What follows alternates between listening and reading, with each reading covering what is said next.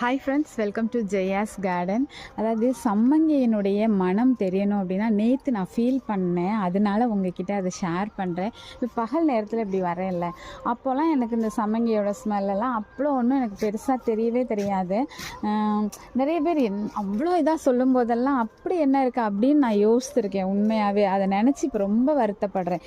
என்னென்னா நேற்று நைட்டு வரைக்கும் வேலை பார்த்துருக்கோம், இருட்டி அதுக்கப்புறமா லைட்டு போட்டெல்லாம் வேலை பார்த்துருக்கோம். அந்த டைமில் அப்பா இவளோட ஸ்மெல் இருக்குது பாருங்களேன். இந்த இடத்துக்கு வந்தால் மட்டும் இல்லைங்க, மாடித்தோட்டம் முழுக்க எங்கே நடந்தாலும் அப்படி ஒரு மாதிரி ஒரு மயக்கிற மாதிரி ஒரு ஸ்மெல்லு, அப்படியே என்ன சொல்கிறதுனே தெரிலங்க. அப்படி ஒரு மனம் அப்படியே காற்றுல வந்துக்கிட்டே இருக்குது அந்த நைட்டு டைமுக்கு. ஸோ அந்த மாதிரி இரவு நேரத்தில் தான் இதனுடைய அந்த மனத்தை வந்து நம்மளால் வந்து ஃபீல் பண்ண முடியும் போலங்க.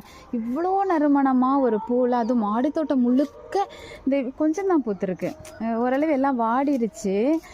அங்கே பாருங்களேன், பராமரிக்காமல் லபக்கு லபக்குன்னு உள்ளது, ஆனால் அப்படி ஒரு மனம். இதை பார்த்த உடனே எனக்கு வந்து என்ன சொல்கிறது, ஏதாவது ஒன்று பிடிச்சிருந்தது அப்படின்னா தான் அடுத்தடுத்து நம்ம இப்போ கத்தரிக்காய் நல்லா வளர ஆரம்பிச்சது உடனே தான் நம்ம இப்போ 15 வகையான கத்தரி வைக்க ஆரம்பித்தோம். ஸோ ஒரு இதில் ஈடுபாடு வரும்போது தான் அடுத்தடுத்து இப்போ பார்த்திங்கன்னா தக்காளியில் வந்து எனக்கு தன்னால் ஒரு 2-3 தக்காளி வகை வந்த உடனே இன்னும் நிறைய வெரைட்டி அடுத்த வருஷம் வைக்கணும்னு எனக்கு ஒரு ஆர்வம். அந்த மாதிரி இப்போ இந்த மனமுள்ள பூவை வச்சதுக்கப்புறமா எனக்கு என்ன அப்படின்னா, இனி என்னுடைய தேடுதல் எதுவாக இருக்கும் அப்படின்னா மனமுள்ள செடிகளாக தேட ஆரம்பிக்கலாம். என்னென்ன மதுக்காமினி அதெல்லாம் ரொம்ப மனமாக இருக்கும் அப்படிங்கிறாங்க. இப்படி அங்கங்கே ஒரு 10 செடியாவது ஒரு மனமுள்ள செடி வச்சிட்டோம் அப்படின்னாக்க இன்னும் ஒரு நறுமணத்தை நம்ம வந்து அப்படி மாடித்தோட்டத்துக்கு வந்தோன்னா ஒரு மாதிரி ஒரு நல்ல ஒரு மனம் கிடைக்கும் இல்லையா அப்படின்னு ஒரு எண்ணம் வர ஆரம்பிச்சிட்டுங்க. ஸோ என்னென்னலாம் வச்சா மாடித்தோட்டம் முழுக்க கம மணக்கும் அப்படின்னு சொல்லி எனக்கு ஒரு ஐடியா கொடுங்க.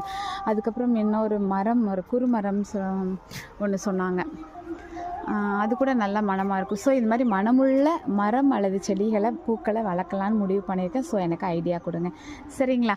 எனக்கு திடீர்னு அப்படி ஒரு இது மேலே ஆர்வம் வர ஆரம்பிச்சிட்டு, இப்படி தாங்க மாடி தோட்டம் இவ்வளோ பெருசானதுக்கு காரணமே இப்படியே தேடி நம்ம தேடுதல் இப்போ இப்படி எங்கே வந்து நிற்கிது பாருங்கள்.